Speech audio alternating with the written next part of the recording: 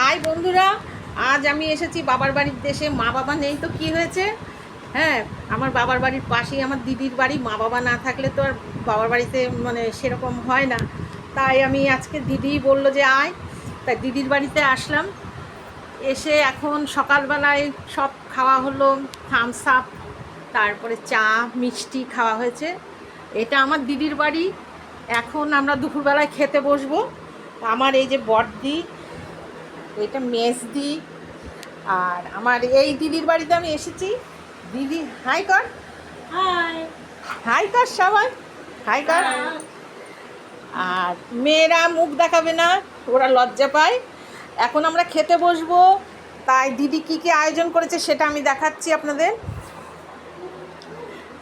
এটা হলো ডাল, এটা হলো কচুর শাক, এটা হলো পুঁটি মাছের ঝাল, এটা হলো পাট পাতার বড়া, এটা হলো কাটা মাছের ঝোল।